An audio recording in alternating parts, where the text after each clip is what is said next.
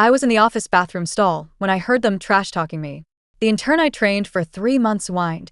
She's a heartless switch, like a robot with 0 brain cells. I was about to swing the door open when another voice jumped in, laughing. Documents incomplete. Receipts don't match. No signature?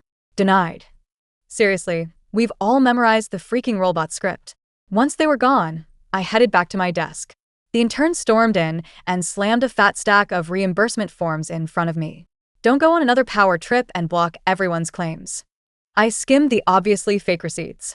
Normally, I'd tear into her. But this time, I just smiled. My head's killing me. I can't read the fine print. Chapter 1. What? Bella froze, then shrieked. Are you for real right now? Just admit you don't want to approve them. You're clearly faking that headache. I took a breath. Didn't bother answering. Back then, I might have broken it down for her. Reimbursement receipts had to be legit. Finance is the final checkpoint. If something's off, we're the ones in the hot seat. Not that it ever got through to her. She'd snapped at me before with that same eye-roll energy. Rules don't run the world, people do. Why are you so pressed? I'd kept it professional, taught her how to review reimbursements the right way, over and over. But after what I heard in the bathroom, yeah, I went cold. If she didn't care, then why should I? I grabbed my thermos and turned to leave. Bella scowled and grabbed my arm. What? Running off now? Feeling guilty. I didn't say a word. She raised her voice. You think it's just me? Everyone's fed up with you blocking their reimbursements. What? Skimming the cash for yourself or something? I froze, stunned at how insane that accusation was. Just last week, she asked for a full-time position. I even wrote her a solid recommendation. Didn't think she'd flip on me before it was even approved. I yanked my wrist free and looked her dead in the eye. Bella, let's be clear. The company has a reimbursement process. I'm just doing my job. Doing your job? She scoffed. You sound like a broken record. Are you even human?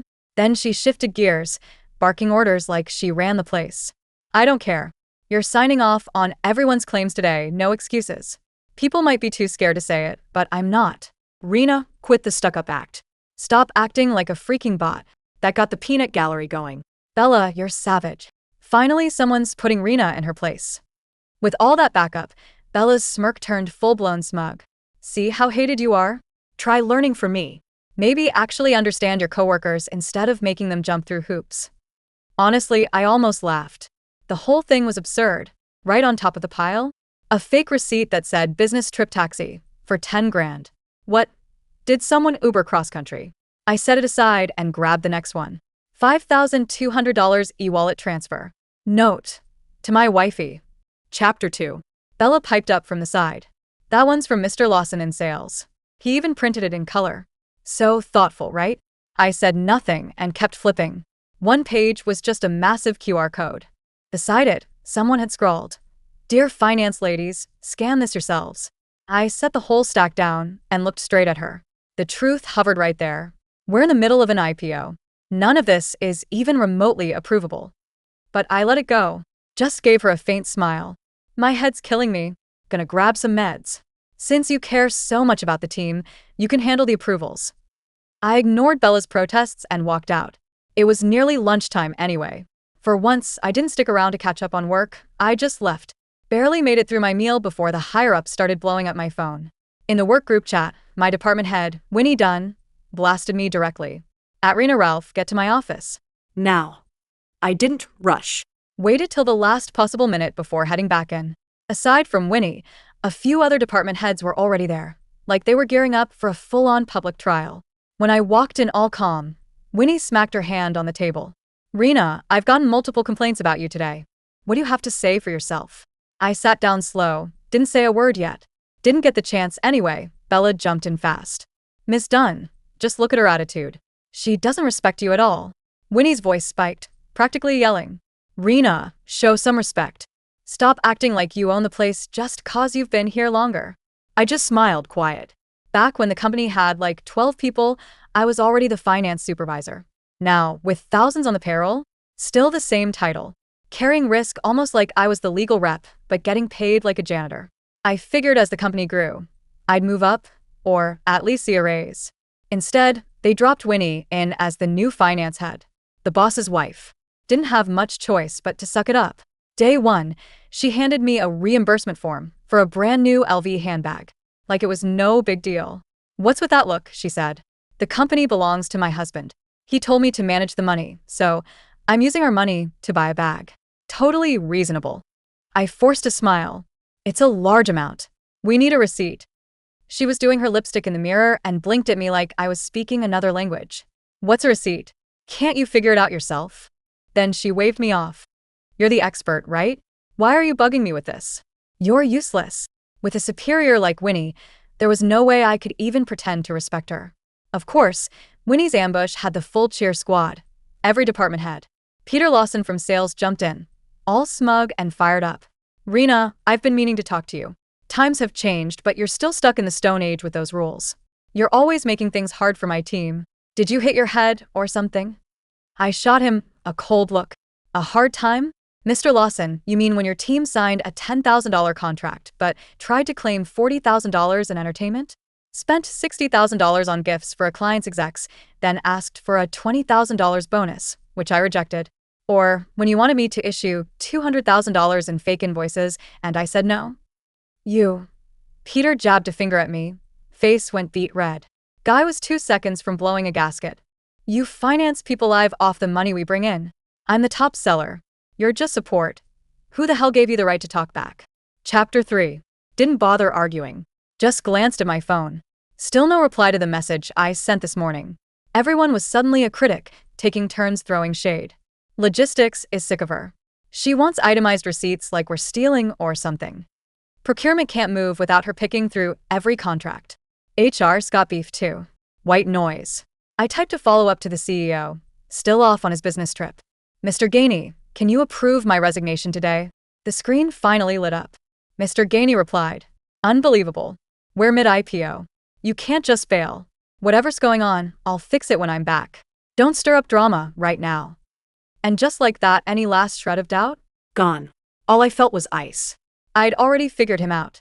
Mr. Gainey didn't give a damn about finance department. If he did, he wouldn't have blown off every suggestion I made to tighten up reimbursements. Or trash my idea to give the business teams even a basic crash course in finance. The office drama was still in full swing when I looked up from my phone. Winnie caught it and lost it, voice climbing like a fire alarm. "Rena, are you even paying attention? What is this attitude?" I locked my screen and looked up, deadpan. "Ms. Dunn. Everyone. Are you done?" Silence. Not even a cough.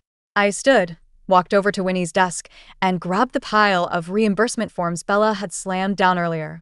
Gave it a little wave. "So, since I'm apparently the villain holding this company back, fine." I turned to Bella and dropped the stack right into her hands. My voice didn't even flinch. "Bella's all about team harmony, right? I'm officially handing it all over. Ms. Dunn, that cool with you?" Winnie blinked like I'd slapped her. Definitely didn't see that coming. But Peter jumped in like he'd been waiting for this moment. "Great idea. Let Bella handle it. She's young, flexible." "Yeah, finally some fresh blood," another one chimed in. Winnie caught the shift in the room and pounced. "Anything to push me out. Bella, you're in charge of Rena's duties now. Do it right. Don't screw this up." Bella lit up like she just won prom queen. Girl was practically vibrating. She hit me with a smug look and thumped her chest. "Don't worry, Ms. Dunn. And everyone else, relax. I'll handle everything. No delays." I smiled just a little. "I'll send an email to make the handover official. After that, it's all yours." Still on her little power high, she waved me off. Yeah, I got it.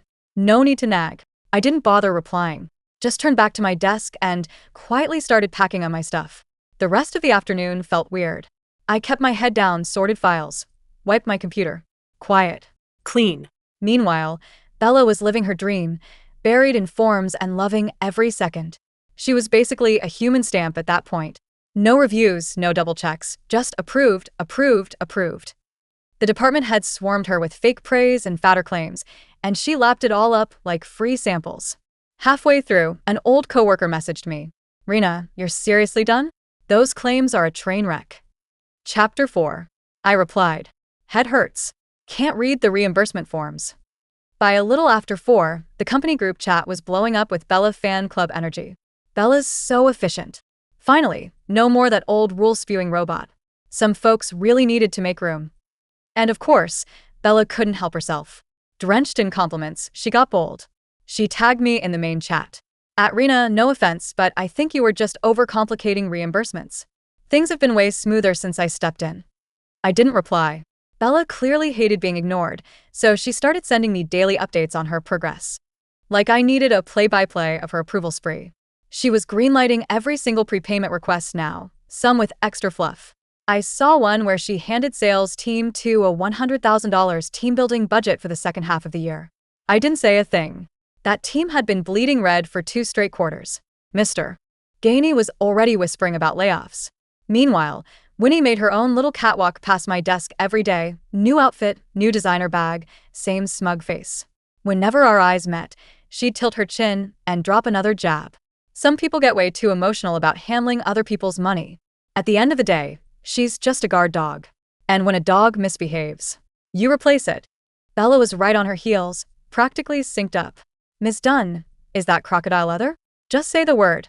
I'll file the reimbursement ASAP. Then someone from another department walked up. Rena, the account's short by $1. Should we organize a check? I press my fingers to my temple. My eyes are killing me. I seriously can't deal with this. Bella jumped in before I could finish. What's there to check? It's $1. I'll cover it. Crisis averted. Next, someone else popped over. Rena, the tax deadline's coming up. What's the plan? Bella rolled her eyes. File what? Rena's been clueless about taxes forever. I'll just wine and dine the rep a little, save us a fortune. I stared at them like I was watching a slow-mo shipwreck. But this time, I wasn't going down with it. Month-end closing came fast. I double-checked everything. Backups done. Responsibilities handed off, then logged into HR and cashed out my unused vacation days. A second later, Winnie's reply popped up. Vacation approved. You're an eyesore anyway. The sooner you're gone, the better. Predictable. I shut down my computer, feeling weirdly satisfied, and started getting ready to leave. But just as I stood, my phone buzzed. Mr. Gainey's voice came through sharp and shaky. Rena, what the hell is happening? Where's the money? The account's been drained. Dozens of transfers just cleared. We're missing almost $800,000. Where is it? I didn't flinch. Mr. Gainey, Bella's managing the company account now. She was assigned by Ms. Dunn, with support from your department heads. What she approved and how. Not my responsibility. Right then, I heard fast footsteps outside. A coworker burst in, white as a sheet. The tax bureau's here. The system flagged some warnings. They're launching a full audit.